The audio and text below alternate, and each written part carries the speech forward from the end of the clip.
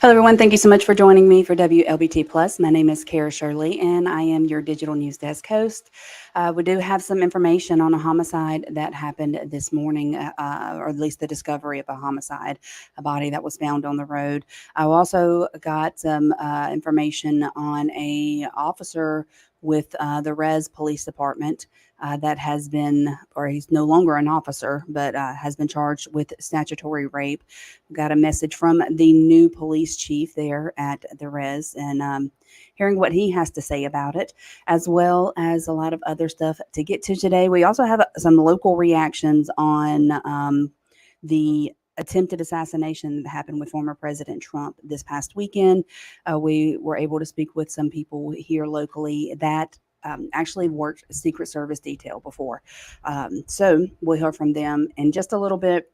If you guys are tuning in on our website or through our app, we sure do appreciate you coming and joining us today on, what is it, Wednesday? Yeah, Wednesday the 17th. Also, if you're tuning in on Facebook or YouTube, thank you guys so much for tuning in. I especially like that because you can leave your comments, you leave any questions or anything like that, and I'm able to communicate with you real time, so to speak. If you have any comments or questions during the newscast here, please make sure to leave those and let me know where you're watching from. We've had people watch from all over, so let us know where you're watching from, and just so we can know. I like to know where you guys are tuning in from. But before we jump into the news, let's go ahead and take a look outside over Ridgeland right now so you can see what we're looking at out there. Got some blue in the sky, but lots of clouds, lots of heat. We do have some rain that is going to be moving in over the next few days, and in just a little bit, Peyton Garrison's going to come in and talk to us about our forecast and what we can expect moving forward here in the capital city and surrounding areas. So the first thing that I'm going to talk to you about right now, news-wise, is the investigation of a homicide after a body was found this morning on the road. So the body of a white man was found on Pine Tree Drive around 6 a.m. this morning, according to Jackson Police Department. I do have the map of that pulled up for you guys. Let me get it here for you. So right here, this yellow line, this is where Pine Tree Drive rather. We got I-55 right here, south, I-55 south. We got McDowell Road that it is on. Zoom out or pull out, and you can see where it is in relation to downtown Jackson. So again, this is Pine Tree Drive, and the red box here is where downtown Jackson is. So you know where it happened at. So, according to Jackson police, the victim did appear to die from a gunshot wound to the head. Their identity has not yet been released at this time, but they are saying that if you have any information regarding this, the homicide that happened, please contact Jackson Police Department 601-960-1234 or contact Crime Stoppers at 601-355-8477. Again, the body was found. They say it was a white man on Pine Tree Drive at 6 a.m. this morning, and JPD says that it is a homicide investigation. So if you have any information, please give them a call. Looking here, Diane joining again from French Camp, Mississippi. Thank you so much, Diane, for coming in. And Miss Clarissa here is tuning in from Atlanta. And then Trisha is tuning in from Florence. We appreciate you guys joining me today for the different kind of newscast that WLBT Plus is. As digital only, you're not going to find me on Channel 3, but you will find me on our website and our social media pages. I like to call it our interactive newscast because it gives the opportunity to interact with you, our viewers, real time. Debbie is tuning in from Brandon. Hello, Debbie. Thank you so much for joining us today. So, as promised, we have information on the now former Reservoir police officer who is now behind bars. He is accused of raping a 13-year-old girl. So here he is on your screen right here. His name is Rodney Jernigan. He was hired by the Reservoir Police Department, but now he is actually on the wrong side of the law. And what happened was the young girl's parents contacted Smith County Sheriff's Office saying that their teen had possibly an inappropriate relationship with an adult. With this adult. So Jernigan is currently being held in the Smith County Jail. Officials with the Smith County Sheriff's Office say that working Cyber Crimes Division of the Mississippi Attorney General's Office and conducting multiple search warrants on the 26-year-old's electronic devices is what led to his arrest. Jernigan's now former boss, the chief of the Reservoir Police, Carlos DePuma, and I'm probably saying his last name incorrectly, and I apologize for that. But he says that he will not tolerate this type of behavior from anyone known, not only on his force, but from anyone. Let's take a listen. We're not going to put up with nobody on this team acting in that manner at all. I can honestly say that I'm disappointed I was not there myself to put the cuffs on him. And that kind of behavior will not be tolerated here at Reservoir Police Department. I will not put up with it. Well, that is good to hear. So again, he is currently behind bars in Smith County Jail awaiting on his initial court appearance. And of course, we will keep you updated on that. We'll follow it. But like that, what the chief said there, nobody... not going to put up with anyone on their team acting in that manner at all. And that he even said he was disappointed that he was not there to put the cuffs on Jernigan himself. So we'll continue to follow this. Carmela Daniels is joining us from Killeen, Texas. Hello, Carmela. And let's see, I see your comment. Mimic Magazine said, when will y'all talk about Lieutenant Tyler Lentz from Pearl Police Department allegedly doing some incorrect stuff? So we will, I will look into that and make sure that our news team gets on it, the newsroom gets on it, and see what we can find out about that. Appreciate you bringing that to our attention. Rita Butt says, I just wonder if he knew the age of the young lady. You know, that can be a very valid question. A lot of people will find themselves asking this. Did he know? What was the child's appearance? Did the child appear to be above the age of consent, or at least the age of consent? Kids nowadays look a lot older than they used to. I think we can all agree with that. At least I can as a parent of a 13-year-old. However, I think it does not negate a person's responsibility for making sure that they are doing everything above bar that they're supposed to be doing, regardless of if he knew what her age was or if she appeared to be older than her actual age. He should have found out those those numbers before that happened. So it's a good question. It's very relevant and a question a lot of people will find themselves asking. But he still had a lot of responsibility with the position that he held as a police officer to make sure that what he is doing is following the law. Now we're going to come over here to Brandon and talk about the Brandon Police Department. According to a Facebook post they made earlier, they're asking the public's assistance in locating a missing teen. Let me pull her up on the screen for you here. So this is the teen. She is a 15-year-old Kamari Harris, and she was last seen in the Crossgate subdivision getting into a gold Honda Accord with an unknown driver. Let me get this a little bigger for you so you can see it better. So during the investigation of her disappearance, it was revealed that Harris appeared to have traveled to the Hattiesburg area. So Hattiesburg police has been involved in searching for the teen as well, but at this time she does remain missing. So she is described as being 5 feet tall, with brown hair, brown eyes, and black hair. She was last seen wearing a white long sleeve t-shirt and carrying a blue and black bag. They're saying that if you have any information on her whereabouts, please contact the Brandon Police Department. That phone number is 601-825-7225, or the Hattiesburg Police Department, or your local law enforcement agency. But again, this is the 15-year-old who is missing. Brandon Police Department is asking for the assistance of the public and helping to find her. 15-year-old Kamari Harris, last seen in the Crossgate subdivision getting into a gold Honda Accord with a unknown driver. So, okay, I see your post there. Your comment.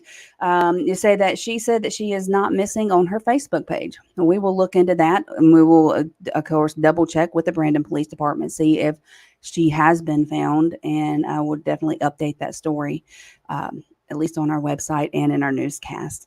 Now to tell you about a silver alert that has been issued here in Jackson for a man that is missing. Has been issued on behalf of the Jackson Police Department.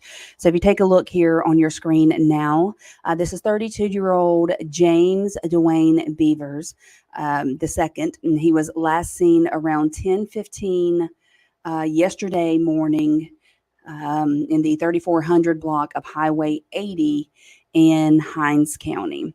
So he was walking, but authorities are not sure what direction he was traveling. He was wearing denim pants and a white shirt.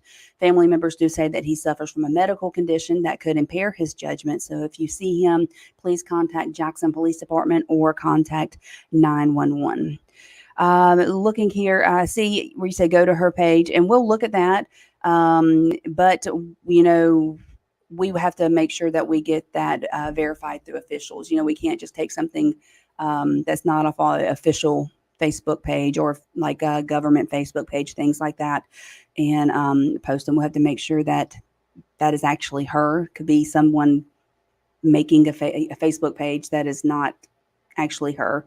But anyway, we will definitely check into that and get that story updated and get her, see if she is still missing, or if she's not, why is she not contact someone? She needs to contact someone in the authorities. Like you just said, the McMagazine, she's got to check in with authorities, let them know that she's not missing. Where is she? Why is she there? How long she been there? All that kind of stuff. So authorities now are searching for a man that was found dead in a Jackson parking lot in 2022. I don't know if you guys are aware, but the Jackson Police Department does have a cold case unit now, where they go back on these cases that have not been solved and work them and try to get these cases solved for not only the families of the victims, but just for the public. They're for all of our benefit. So they are now seeking your help in identifying and locating the suspect. suspects connected with a 2022 murder. So let me get this pulled up for you guys so I can make sure. Here we go. So the Jackson Police Department tells us that officers found Jesse Ragsdale, which you can see him there on your screen. They found him dead in a parking lot on Suncrest Drive near the Taco Bell location on July the 9th of 2022, just over a year ago. They have not been able to solve this case yet, and they are asking that if you have any information regarding his murder, please contact Jackson Police Department or Crime Stoppers so that we can get this crime solved. So again, his name is Jesse Ragsdale. He was murdered here in Jackson 2 years ago, almost to the day, just a little over 2 years ago. And they are trying to find information on who killed him. If you have any information, please contact Jackson Police Department or Crime Stoppers. So, yes, Shelly Hicks Moran says exactly. She says her Facebook page could have been hijacked or someone making her post things so people will stop looking. And that is very true, Shelly. That's why we have to make sure that we confirm everything with law enforcement or with those that are in official positions so that we make sure that we get the correct information that we can, or the best correct information that we can, and get that out to you guys. Got some exciting news now talking for Jackson Public Schools teachers, and they're going to be soon getting a massive pay increase. It is actually a historic pay increase happening for Jackson Public School districts. Not just the teachers, but also the staff members there. So Jackson Public School Board did approve what is being called the largest pay increase in the local supplement for teachers in district history. It also has a pay raise for hourly paid staff in the district as well. The increase comes from the $18 million in additional revenues. Ooh, that video got loud pretty quick, didn't it? The increase comes from the $18 million in additional revenue from the state's legislator new education funding formula. And it also comes from the district's optimization plan. So let me show you what those pay raises are. Let me go to the screen, full screen for you. So if you see here, we have I don't have it on the right thing. That's why it looked weird. I'm sorry. So for teachers here in the Jackson Public School District, they have 0 to 20 years of service. They're going to be getting a $5,000 increase. For teachers who have 21 to 30 years of service, they'll be getting a $5,250 increase. And then teachers with over 31 years of service are going to be getting a $5,500 pay increase. So hourly wages for classified staff also gets a minimum raise of $2 an hour, and skilled laborers or licensed positions will be receiving up to $7 more per hour. The superintendent says that he is moved by this historic moment for the Jackson Public School District. As I talk about it, my voice gets a little shaky because I'm just like, I'm excited that we can do this now, and that we're able to. That we're not having to, turn the lights off at 4 o'clock because we're afraid we won't be able to do this and pay our bills and on and on and on. But that we'll be able to do this comfortably because we positioned ourselves to do this comfortably, and hopefully to continue to make increases. So the district says that this positions Jackson Public School teachers as the highest paid in the Jackson metropolitan area. I see your question here, Sandy. You asked, is it Jackson only or Rankin as well? It is just for the Jackson Public School District and for their employees. Thank you guys so much for asking the questions. Now let's ask some questions of our fearless weather person. Peyton Garrison in here with me. Hello, Peyton. How you doing? I'm doing well. How are you? I am good. I'm good. I'm looking forward to the rain coming in, though, just because of the cooler weathers it should bring. Yeah, absolutely. I mean, any rain we can see this time of year is much welcomed. I mean, if we didn't even see a drop of rain for the rest of the month here in Jackson, we could be looking at the second driest July on record. So we need some rain, and we have some out there on first alert Doppler radar. We had a pretty intense thunderstorm over Pike and Walthall County. That has moved out. It's closing in on Interstate 59 south of Hattiesburg, and the rest of the area just seeing some hit or miss showers. So you may not see rain today with isolated coverage in the forecast, but over the days ahead, you will likely get a taste of some soggy weather. Which we need. We're not going to complain about, but is our weekend like a complete washout, or not a complete washout? I think we have periods where we're under the rain, we're seeing some dry weather, so it's going to be an iffy weekend on if you have outdoor plans, maybe hanging out by the pool. I think there may be some intervals of time where you could get away without seeing any rain.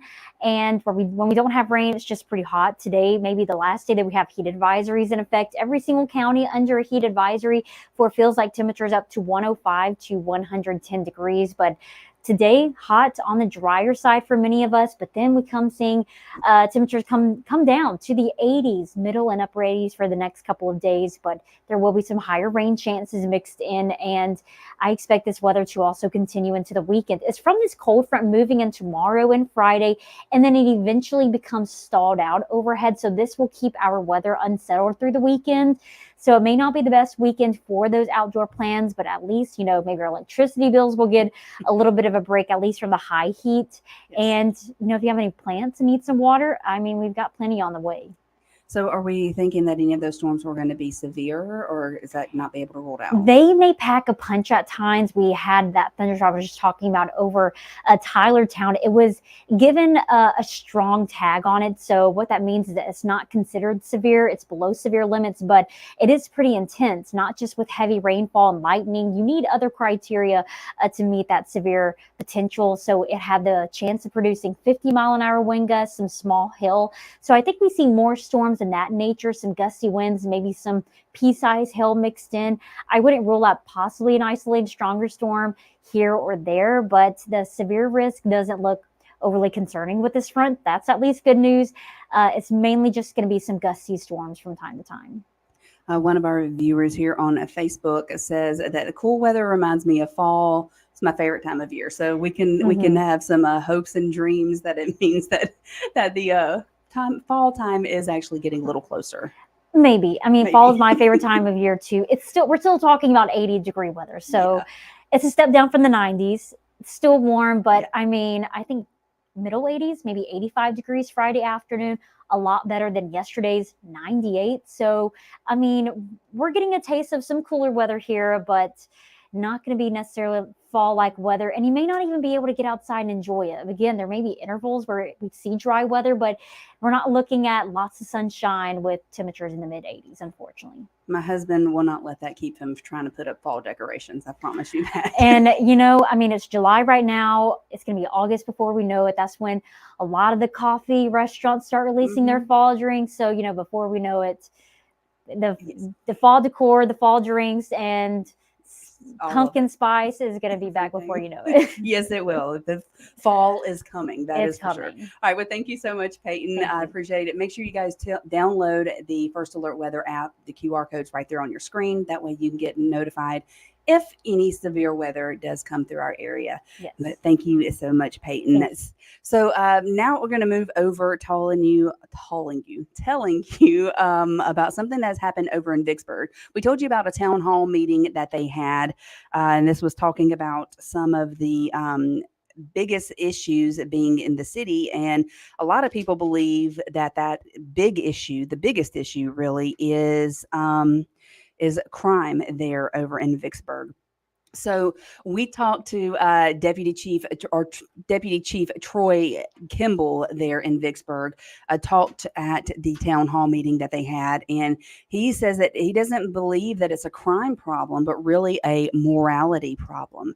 So the deputy chief told the crowd at the meeting that the conflicts between residents need to stop, ending in violence. He also added that parents need to be more responsible with when it comes to taking care of their children, and also to better protect citizens. He said the city is now requiring all private security guards to be licensed in Mississippi, have background checks, and firearm training. No, security guards are not going to be allowed to sit in their cars across the street or not be there, leave and come back until the event's over. And once they're released by the venue staff or owner, then they're allowed to leave that post. This is not something that we just picked out of the air. This has been what other, this is not reinventing the wheel. This is what other agencies, what other cities and municipalities have gone to.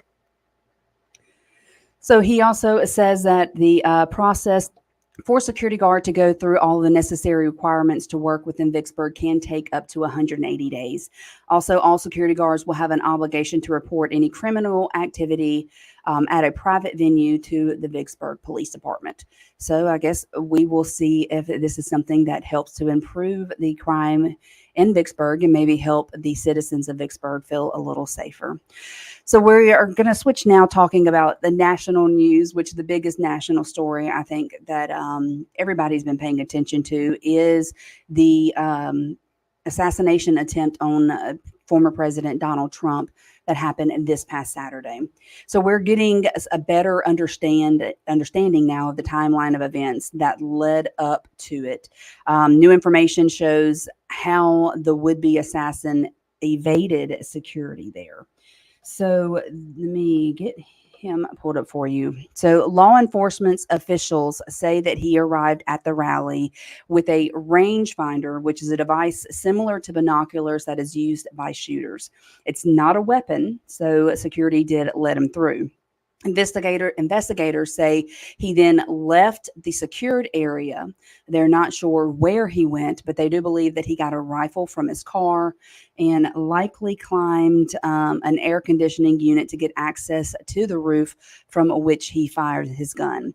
This is all according to a senior federal law enforcement official. Now you can see here, this is, if you see on your screen to the left, you got the location of the gunman and then where former President Trump was speaking.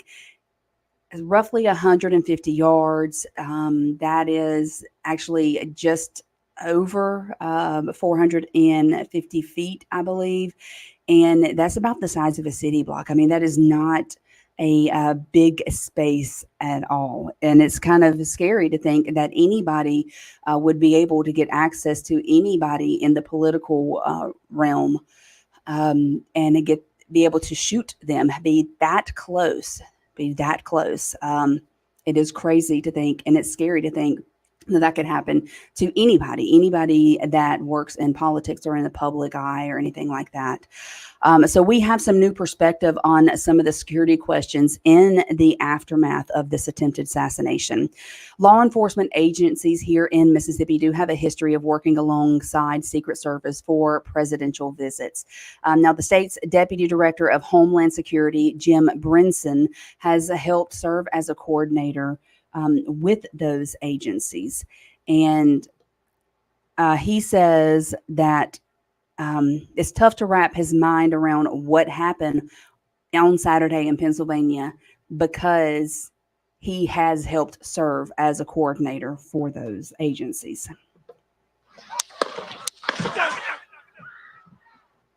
Worked with the Secret Service on all the stuff. We worked with them. They've always been extremely thorough when we've worked with them. We've made sure every angle was covered. We've looked at everything, to include under bridges that people are driving under. We may actually post somebody under a bridge. We've posted our folks on rooftops to make sure things were covered. So it was a little shocking that an individual was able to get that close. So Mississippian Craig Ray served as a special assistant to the president and deputy director of advanced operations for both of the Bush administrations. He was also shocked at the lack of security on that rooftop. He says a building with such a clear line of sight to the stage should have been one of the first structures secured during venue preparations.